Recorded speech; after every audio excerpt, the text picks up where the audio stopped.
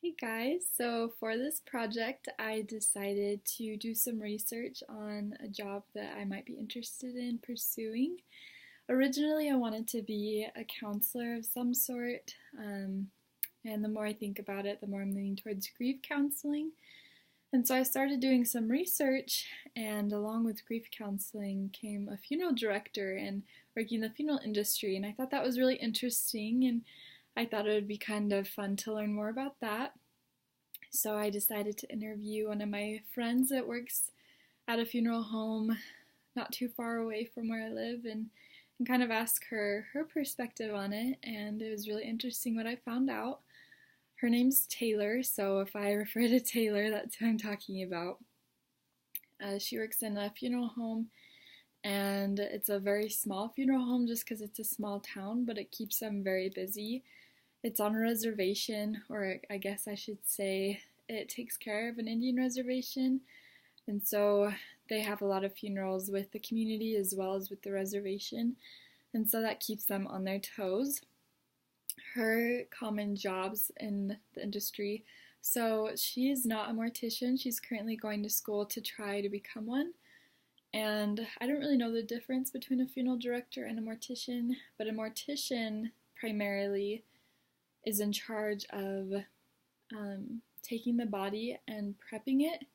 And by that, it's like embalming the body, doing things like that, cleaning the body that you need a license for. And so she is more in charge of helping to dress the bodies and carry out the actual funeral service, which morticians are also allowed to do. And so that was kind of interesting to learn. She said that the typical stressors of the day mainly come from families that are grieving that don't know how to handle the grief. She says it can be pretty stressful sometimes when families get irritated or frustrated or don't know how to handle their emotions, and so they tend to take it out on her or the morticians or the secretaries there. And she says that that's the hardest thing about the job, is just dealing with people's emotions. Typical benefits. So she said from her knowledge, most of the funeral homes do cover insurance, health insurance, things like that, but they don't really have a 401k. And so that's something that they would just have to figure out on their own. But the nice thing is that it does pay well enough that you can do that and not have to stress about money being tight.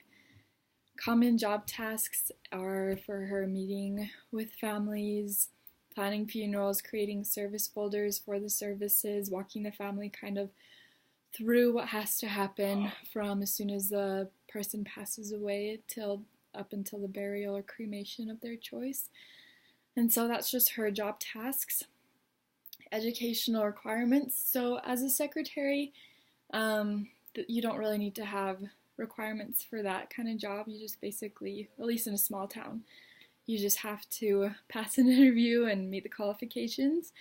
But they do recommend, if you were to work in a bigger city or a bigger funeral industry than in a small town, that you do have some sort of psychology or marriage and family studies degree, just to kind of help you talk to the people and be empathetic towards them. And so that was something that I thought was really interesting. But if you want to be a mortician and a funeral director, you do have to get some certification and go to college for that. And the starting salary range, so when you start out, it's about $50,000, and this is just like general. This isn't specifically for them. This is stuff that I looked up on the internet.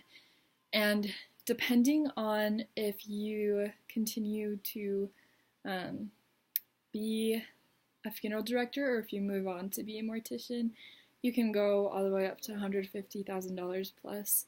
And that's not just if you work for someone, but that's if you like decide to own it or, co-own, stuff like that. And so I really found it interesting to learn about this job and the different aspects of it. And it's definitely something I might be considering in the future, just because it's kind of my career goal to be able to help people that are suffering. And so that would be an option that I might have to consider. So that is what I learned.